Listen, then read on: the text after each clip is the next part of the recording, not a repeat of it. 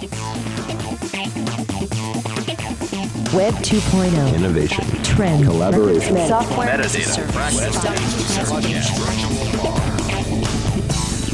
Got the world turning as fast as it can? Hear how technology can help, legally speaking, with two of the top legal technology experts, authors, and lawyers, Dennis Kennedy and Tom Mile. Welcome to the Kennedy Mile Report here on the Legal Talk Network. And welcome to episode 290 of the Kennedy Mile Report. I'm Dennis Kennedy in Ann Arbor. And I'm Tom Mile in Dallas. Before we get started, we'd like to thank our sponsors. First of all, we'd like to thank Noda, powered by M&T Bank. Noda is banking built for lawyers and provides smart, no-cost IOLTA account management.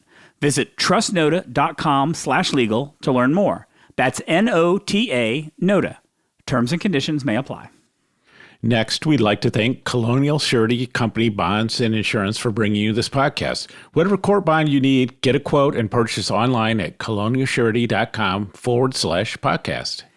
And we'd like to thank ServeNow, a nationwide network of trusted pre-screened process servers. Work with the most professional process servers who have experience with high-volume serves, embrace technology, and understand the litigation process. Visit servenow.com to learn more. All right, and we just want to say that with so many new podcasts continuing to announce their very first show these days, we do like to mention that at 15 years and counting, although it should be 16 years now, almost, this is the longest continuously running legal tech podcast out there. In our last episode, we dug into our tips vaults for a 20 tips in 20 minutes episode.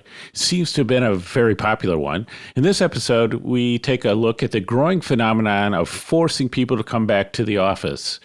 Or maybe I'm kind of loading the question when I say it that way. Really? Will it cause a revolt, or will it really just be back to the old normal? Tom, what's on our agenda for this episode? Well, Dennis, in this edition of the Kennedy Mile Report, we will indeed be talking about going back to the office, whether we want to or not. I mean, going back to the office, that is. In our second segment, we'll give a short progress report on our second brain efforts. And as usual, we'll finish up with our parting shots, that one tip, website, or observation that you can start to use the second that this podcast is over. But first up, the impending return to the office and whether companies can or should require everyone's physical presence. I am already seeing some of my clients slowly going back to the office, although most seem to be looking at Labor Day as some kind of magic date when it's okay for everybody to be in person together.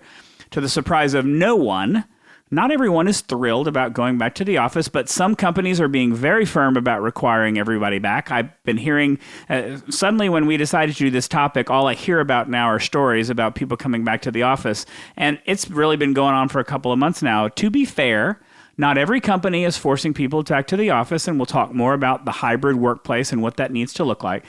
But I know that at least one co-host of this podcast is not a fan of being required to return to the workplace. Dennis, some people might use the term first world problem to describe what we're talking about here. What's your response to that? Well, I think that's kind of a yes or no. We need to be realistic that our audience is primarily in the legal profession and do have opportunities to do work and at home and typically will have places to work at home. But that's not always the case. People are sharing the dining room table and other things like that to get work done. So let's acknowledge that. And then I think that you say I'm not a fan of being required to return to the workplace. Well, I'm going to go back to teaching in person in the fall. So it's not so much that, but I think that with everybody these days talk about their freedom this, freedom that, freedom to do this, freedom not to do that, it does seem weird that you have employers saying that they're going to force people to come back into the office. It seems like one of the learnings from the pandemic would be that we were actually really responsible when we were working from home. So I'm not sure that we need to be forced back in the office and be monitored. What do you think? Well, again, I think the word force is a loaded term. I think that what I usually see is require, which I think that there's some who would say, what's the difference between the two? And I agree that there is the sense of what was the last year and a half all about if we didn't learn some new things about how we work together. And I think we're going to talk more about that during this whole thing, and I have more thoughts to say on that. But I think I will start out by saying the theme of this entire segment is going to be that lawyers, at every chance they get, will show how they are late adopters in everything, and that lessons learned are not always coming to lawyers first. So again, I'm not surprised that there are firms who are saying, wasn't the last year and a half fun? Now let's all go back completely 100% to normal before that it was. I'm not surprised to hear that. Now, is that right? Probably not. There's probably a lot of things that we need to consider and new ways to think about it, and I'll talk more about that in a little bit. But it's not surprising to me at all. Yeah, I mean, I agree with you. It's really not surprising. But the pushback has been just so strong. That is a little bit of surprise to me. So anyway, I want to mention something I was involved in with Vanderbilt and Northwestern and Michigan State. We called TRB retrospective, Thorn, Rose, Bud. And the idea was that we were going to look at what happened with online legal education, some hybrid legal education over the last year and a half, and say, what is the best of what we learned from that response to the pandemic, and how do we keep that? So what pains were reviewed? Did we find that we would like to alleviate? What potential did we see, and what are the things we'd like to move forward? And so I think that's one of the things when I hear people say, as of this date, no matter what, everybody needs to come back into the office. And it just makes me worry that we're going to say, hey, everything was so amazing before this. Everything was just the most amazing thing, the most amazing profession, most amazing workspaces, everything, that we just have to jump right back to it. So I think I don't want to lose in this conversation, Tom, and I think this is where we're going with it, that there were some things that we learned that would be really helpful to people going forward, and it would be a shame to kind of turn our back on those. I don't disagree with that, and I think that's the main problem. I think that the main issue that we have is, but let's be fair, not every firm is doing this. Not every firm is saying that that everybody has to come back. There are a lot of firms out there that are developing hybrid programs, that are staggering the way that things are going to work. I will agree that the lawyers are probably not doing as well as some of the other industries that are out there that are really using the lessons of the pandemic to be better about this. But I do see stories here and there about law firms that are trying to make a difference. So I don't know that we can paint a totally broad brush over this and say that everybody is doing the same thing. But I think you're right. I think that coming back without more, without learning something, without doing something is, one, sad, and two, again, very lawyer-like and very something that I'm not surprised to see that that's happening. I mean, the number of people who said, I can't wait to get back in a courtroom and have a real trial, and I can't wait to do all of this stuff. I think that there's... Again, this is not a psychology podcast, and I am not a psychologist, but I feel like that part of the mental attitude is, I just want to forget about what happened over the past year and a half. Can't we go back to the way it was before? There's a lot of that going on, and really the question is going to be is what wins out? Is the we just wanted to go back to the way things were before, or let's try new ways? And I'm really intrigued to see how far the let's try new ways people actually get with the lawyers. Well, lawyers are really, really excellent at denial in all forms, at least based on my own experience. The one thing I do want to highlight, Tom, and I think that you and I can pat ourselves on the back for this, but please do not anyone feel free to hug me over how prescient we were about how important collaboration tools would be in sort of the new world of collaboration.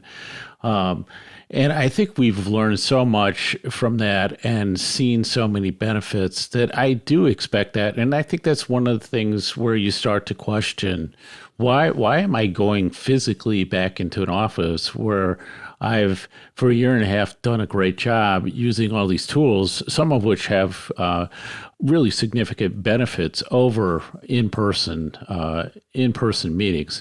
I saw, and that we're going back to a feeling where you get in some firms that managers are valuing the actual time in the office where they can see you, which we used to call FaceTime, over the use of online video tools and collaboration tools like FaceTime, if you get what I'm saying, Tom. I do, and this is kind of where our views on this begin to diverge somewhat. So let me take issue first with what you said was a new world of collaboration tools. Not a new world of collaboration tools. This is people seeing the old world of collaboration tools for the first time and not having an option but to adopt them. And wow, they found out they're useful. So we've been writing about collaboration tools for 13 years and they're just finding out. So this is not a new world. This is just them catching up to the old world. I think we need to acknowledge that there are new tools out there, but we can't pretend that these tools just popped up out of nowhere because we were forced to be at home and we had to meet with each other.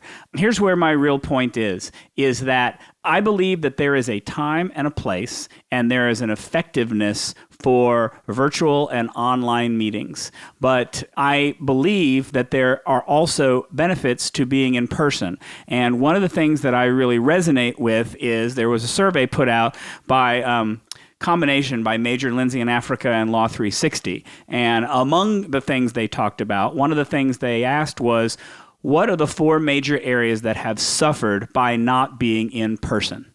These 4 I see are, well, one of them I question, but the other three I really get. One is mentorship. Mentorship is, I think, a lot harder when it is by a video than when it is an in-person relationship or discussion. Training. I do a lot of online training, so I'm not sure about that one. Work-life separation, I think, is a big deal. I've seen lots of people having trouble with being able to separate work from life because they both now take place in the same physical location. So there is a mental aspect to being able to go to a place to work and go to a place for home. That's why over the past year, all these tips were like, make sure that you have a separate place to do your work, and at the end of the day, shut everything down, because we have to keep this psychological barrier between work and home. And it's a challenge. I get that.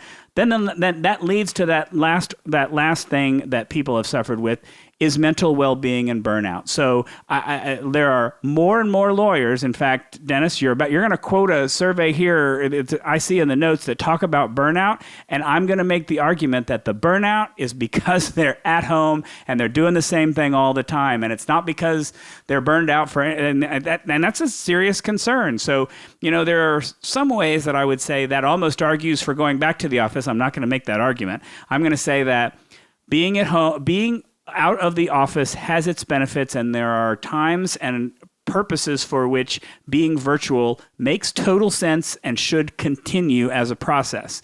But I believe that there are things by which people benefit more by doing them face-to-face and in person, and there are ways that people benefit by leaving the home. It's not so much about being face-to-face or in person and having spontaneous conversations, but it's more about getting out of the home and getting around different people that I think is healthier. That I think there's a balance there that can be struck and should be struck, and I will step briefly down from my soapbox to let you talk for a minute.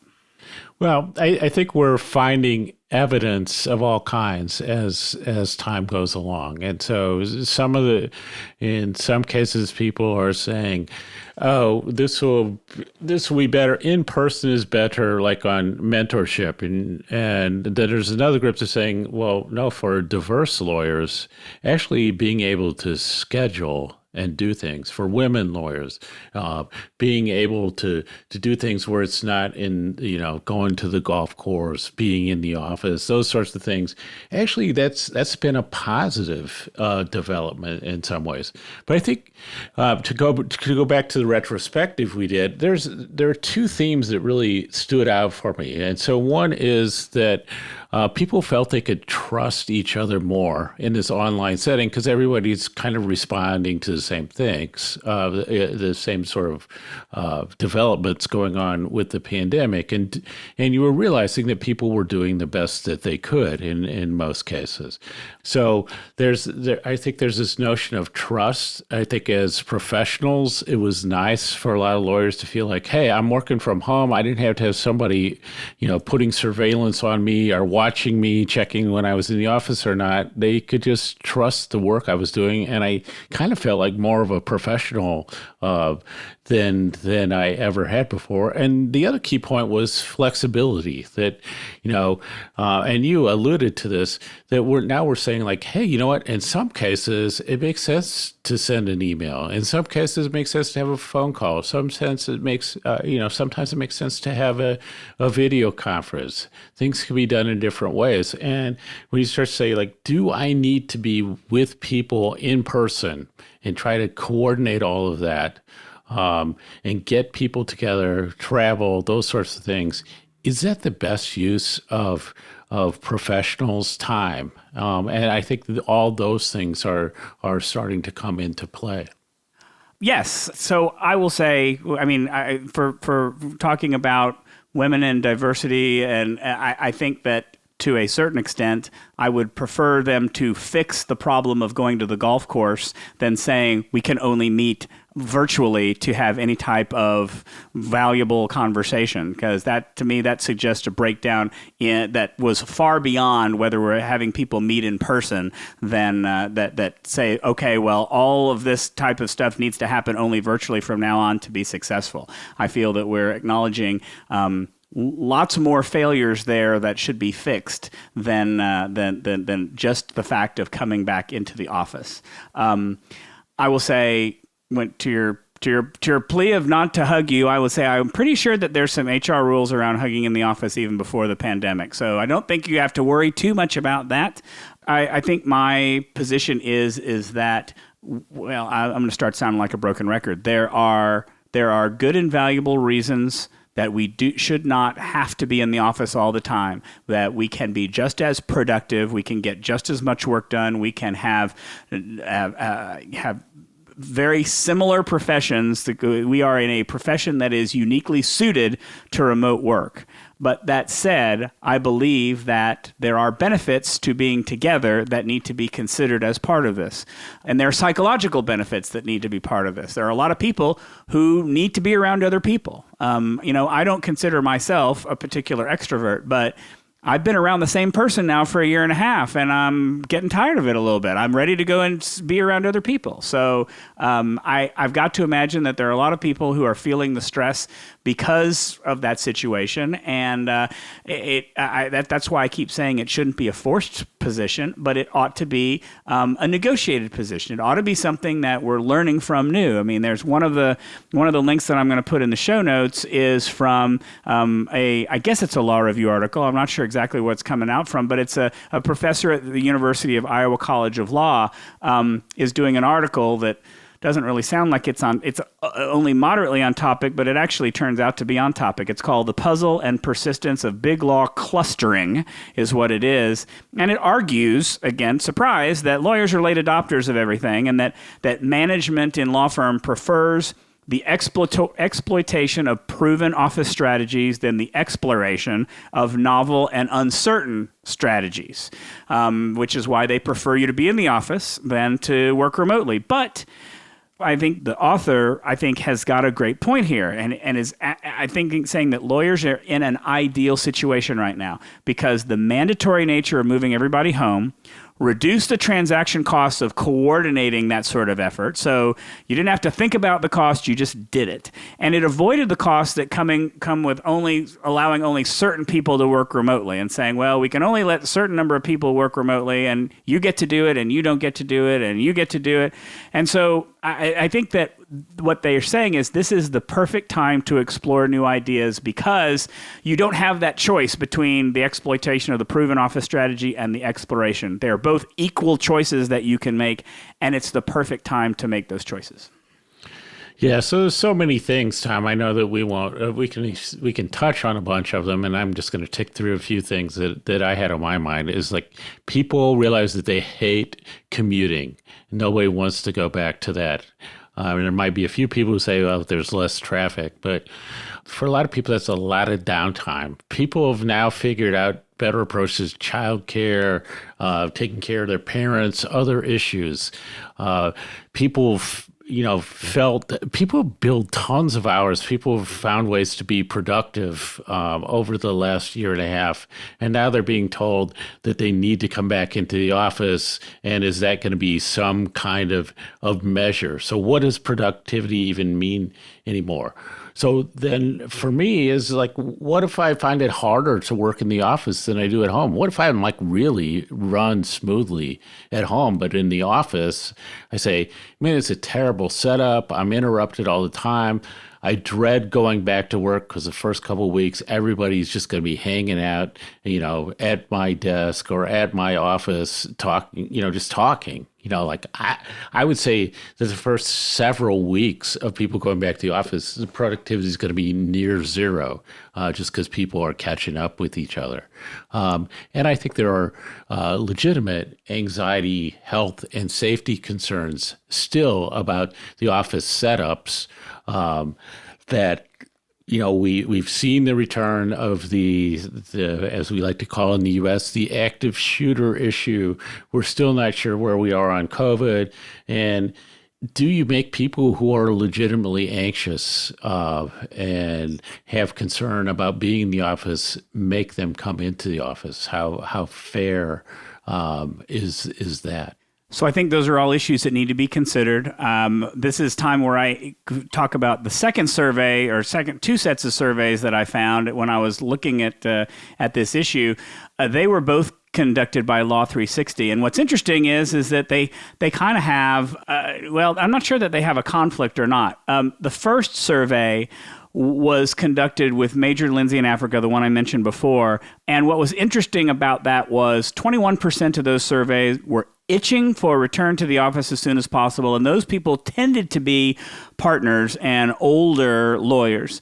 69% would feel comfortable when returning to the office after getting vaccinated or when herd immunity is reached, and only 4% said that they do not intend to go back at all to the office, what I would consider to be a relatively small percent. Not surprisingly, that 69 and 4% tended to be the younger lawyers in the group.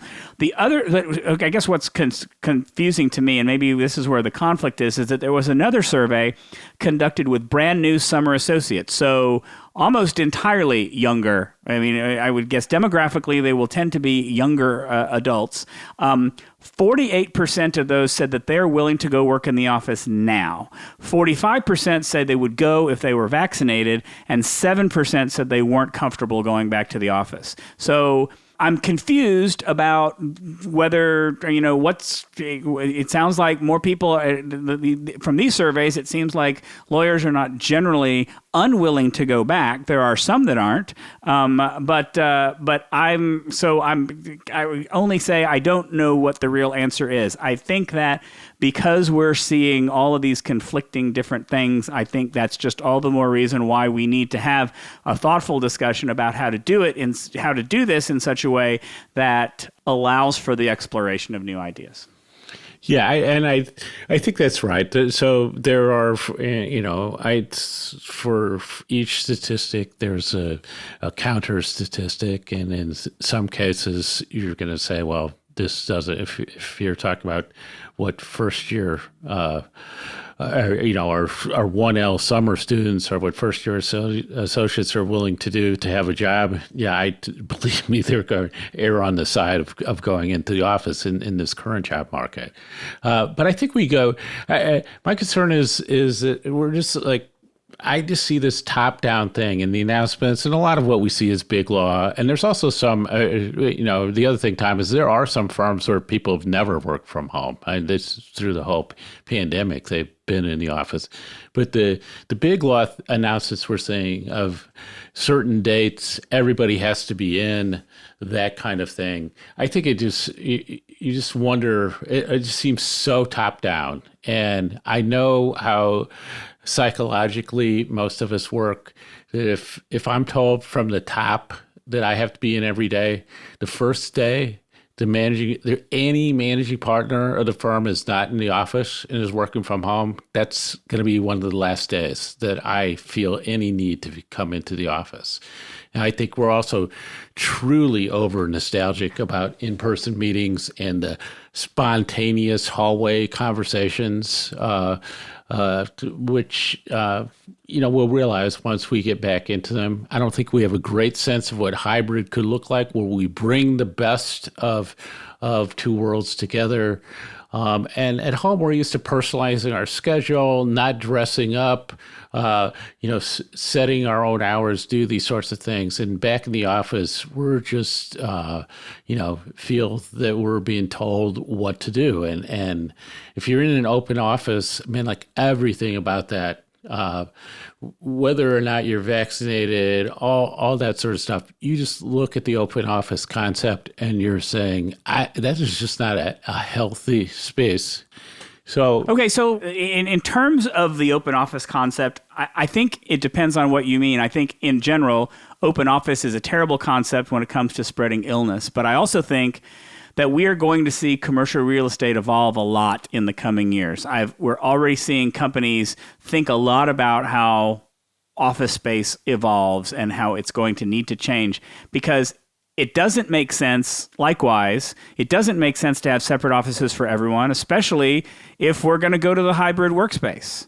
And that traditional hoteling method where people just claim any available desk is not going to work either. And so I think that to a certain extent, office design is going to need to change, I think, and we're starting to see it with some of the big companies, not law firms, mind you, but other companies, that they are starting to change. There needs to be an openness. I mean, that's what our whole last year and a half was about social distancing. So there's going to have to be that notion of openness, but in a different way that makes it easy to work together. So we've been talking a lot about problems for a while. Let's talk about some solutions. Do you want to kind of share what you think a hybrid solution might look like, if you would ever be inclined to entertain that? Well, I think you need these elements. So you need to show that you're trusting the employees. You need to show that you value their creativity. You need to show and give them flexibility. I think that you do that and you combine that with a serious effort at trying to learn what might work in terms of the hybrid approaches, and not just say, we're ordering you back into the office, because I know where that's going. I know where that would go with myself. My survey results come from Eagle Hill Consulting. 27% of people plan to leave their jobs as the pandemic subsides. For millennials, it's even higher. And that for 53% of the U.S. workforce, burnout is a problem. So it's not like we went from an ideal world to, and we're going to go back to that ideal world. But I think that if you get these elements where you're showing trust, flexibility, creativity, then for people, especially lawyers, this is what appeals to them. And if you take those learnings forward in a scientific way, I think we take some serious steps. Otherwise, I think it's just going to be a lot of attrition, and then firms will decide whether they can live with that or not, and people will decide whether they're going to live with that or not, and that's going to be tough for the profession.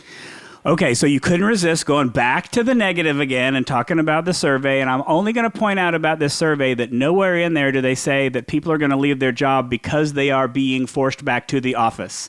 It says they are leaving their job because of burnout.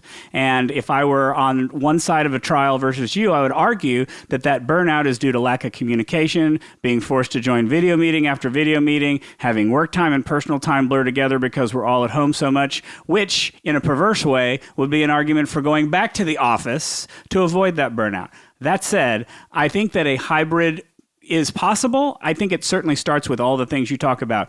It needs to have creativity. It needs to have flexibility. It needs to have, I think, a certain level of compassion for the people who have been affected in tremendous ways over the past year and a half. But I also think that it's going to require, for that creativity, I don't know that the legal industry has that capability. I don't know that, we always talk about legal design thinking, and we can design an app for access to justice purposes. Well, I don't know that we can design the perfect office space solely within the legal field. So we have to look outside the legal industry. We have to look at what other industries are doing.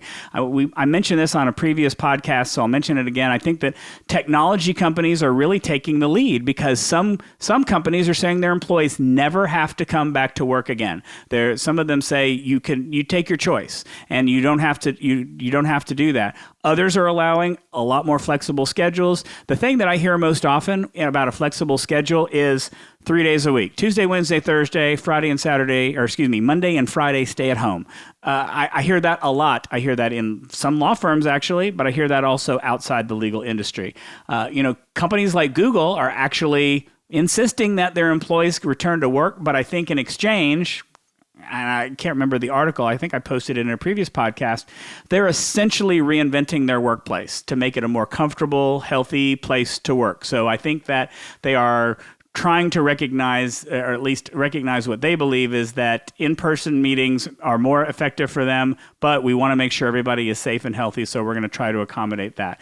Now, what I also think in the new world of collaboration tools, I would say that more companies are moving towards, surprise, telepresence technologies, which again, we've been talking about for a long time, to make meetings more natural so that you can actually, because of the people who are going to be virtual, who are going to be working from home, it makes them look like they're actually in the room with you. And so I think we're going to be seeing the conference room evolve over time to make it look like people are there working together, to move the TV out of the way or make it easier for people to see actual people rather than just see a slide deck being presented or other types of things being presented. I think that there are a lot of different creative options out there, and I think that the law needs to look outside the legal industry to get that far. Dennis, anything to close it up? No, I agree with you on that. I mean, I don't know whether the profession can do that.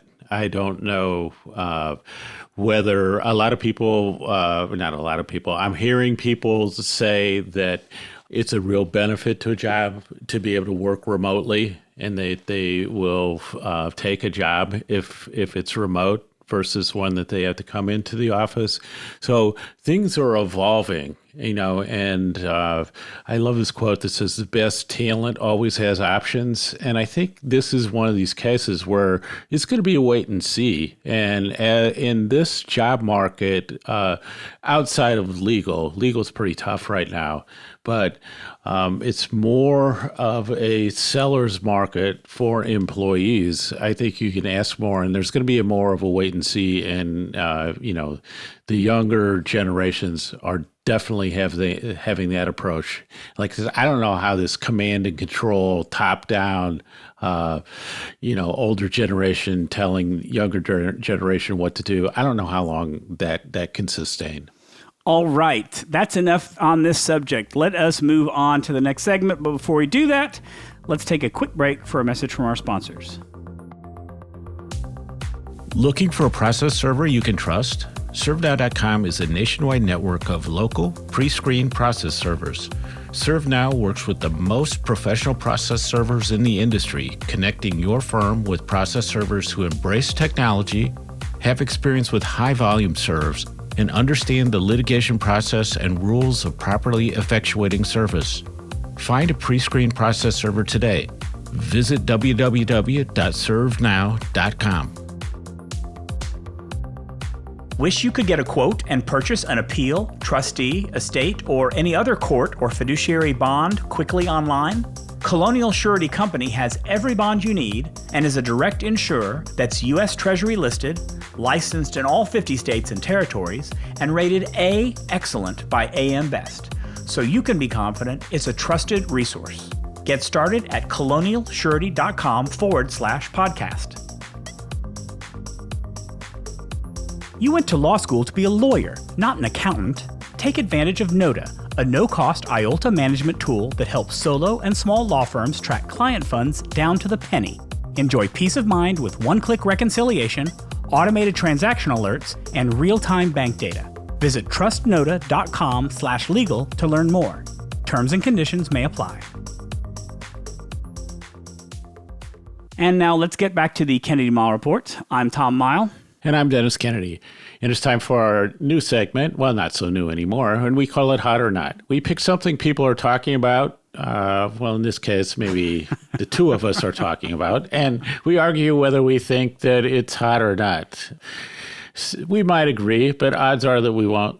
Or maybe I have an ulterior motive in the topic we have for today. But let's get started. Tom, people have been curious about the progress we are making on our second brain projects. Is our progress hot or not? Well, I would say first, thank you, Dennis, for picking this topic because it is an ambush. You do clearly have an ulterior motive. I would argue that it has something to do with the fact that you are off for the summer and I am working nights and days and weekends. And so I will say that that for me, progress is not. It is cold as ice. And the reason is that it's really about getting your second brain set up the way you want. And I will confess, I am in a state of paralysis about Notion. There are so many different ways to design your second brain in Notion. I can't figure out what I want to do. For example, I'm planning our first vacation after the last year and a half, and there are a dozen articles. There's even more YouTube videos talking about how great Notion is for travel planning.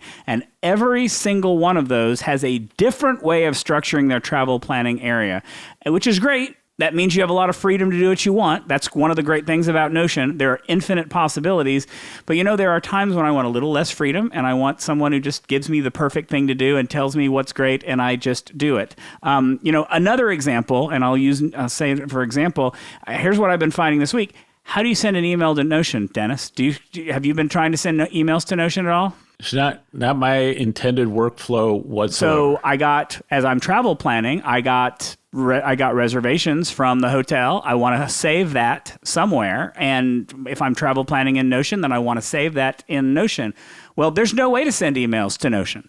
Even with the vaunted API, it is very difficult and challenging to forward emails to Notion. It's not good at this, where, frankly, Evernote and OneNote were a lot better. Now, if there are any listeners out there who know how to do this, then please contact me. I'll be your friend forever. If I'm being honest, I keep going back in my mind whether I'd really like to use a tool like Obsidian or Rome Research, because they just seem better tools for linking ideas together, which is also very appealing to me. But frankly, the real reason I haven't gotten anything done is I'm still working on my half of the next edition of our collaboration tools book. When I am done with that, I will have no more excuses and will need to dive in head first. So check back with me in a couple of months. Dennis, now is your time to gloat.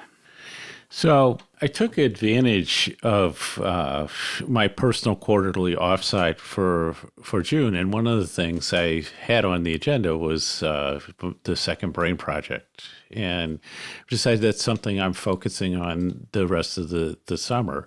But I actually made a lot of headway in a number of key areas, and one was just simplification. So I was thinking about the template thing, because Notion gives you a ton of templates that other people have designed, but you start to feel like they are somebody else's idea and somebody else's approach. So I've gone to a much simpler approach, and I'll probably create some of the things that I want to do, and I've kind of prioritized some of the things that I want to do. And so when you talked about the sending emails, I said it's not part of my workflow. In the situation you would describe, I would just copy and paste the email into Notion. That's, to me, that's really simple. I don't have to automate that, and I know what I'm doing with it, and I don't have this totally elaborate thing. It's just me, one person working on that. But I feel like I've now mapped out what the Notion Second Brain homepage looks like, the things that I'm going to do next, and some of the things that I'm going to try to pull in from other sources. So I actually feel my progress in a lot of ways is kind of hot. So you're right, Tom, I did have an ulterior motive. Now it's time for our parting shots. That one tip, website, or observation that you can use a second this podcast ends. Tom, take it away. I actually want to revisit one of the tips that I gave in the last podcast, our 20 tips in 20 minutes. And I want to talk about Microsoft Edge collections. It's a sort of a brand new feature in the Microsoft Edge browser. There's a button in your toolbar. It's for collections. You click on it, and it opens up in the side, and you can create new collections, and you can save websites to it. You can save documents to it. You can do whatever you want. And I would say that I had a lot of tabs open. I had a lot of tabs open when I'm doing my vacation research for hotels and restaurants and things like that. And rather than keep them as tabs or as bookmarks in the browser, I just started a new collection. I named one Portland Hotels, I named one Oregon Restaurants, and literally within 3 seconds, I had 2 collections full of items, and my tabs were all gone, and now they're just sitting there waiting. I could actually, if I wanted to, I could go and I can share them. I can share them to a, where did it go? I can share them. It tells me how I can share them, and I can't figure out how to do that anymore. I can send it to Excel. I can send it to OneNote. I can send it to Word. It's very handy to be able to do this. I realize that what I'm describing to some people may sound a lot like just saving bookmarks, but to me, this seems so much more intuitive and so much faster and so much easily accessible than my bookmarks are that I'm really digging the collections right now. For mine, I may have mentioned this before somewhere along the line, but I'm really liking what Nikki Shaver is doing with the Legal Tech Hub. So it's legaltechnologyhub.com. So I usually, when people say, I like to go to one place and learn a lot about legal tech and like all the different things that are out there. And I always send them to the Legal Technology Resource Center of the ABA because I'm involved in it. But I really like what Nikki has put together and is starting to build here. And I just think it's really a place to watch. And it's one of those things where I've had so many conversations with people saying, oh, there should be like one place that has everything about legal tech, and we should figure out what to do with this and what platform and all this. And it's just so great to see, Nikki Shaver just saying like, well, everybody else can talk about it. I'm just going to go do that. And she's done that. So definitely worth taking a look at Legal Tech Hub. And so that wraps it up for this edition of the Kennedy Mile Report. Thanks for joining us on the podcast. You can find show notes for this episode on the Legal Talk Network's page for the show. If you like what you hear, please subscribe to our podcast in iTunes or on the Legal Talk Network site, where you can find archives of all of our previous shows along with transcripts. If you'd like to get in touch with us, reach out to us on LinkedIn or Twitter, or leave us a voicemail. Remember, we haven't had a voicemail segment in a long time. We'd love to have one. That phone number is 720-441-6820. So until the next podcast, I'm Tom Mile. And I'm Dennis Kennedy, and you've been listening to the Kennedy Mile Report, a podcast on legal technology with an internet focus. If you like what you heard today, please rate us in Apple Podcasts, and we'll see you next time for another episode of the Kennedy Mile Report on the Legal Talk Network.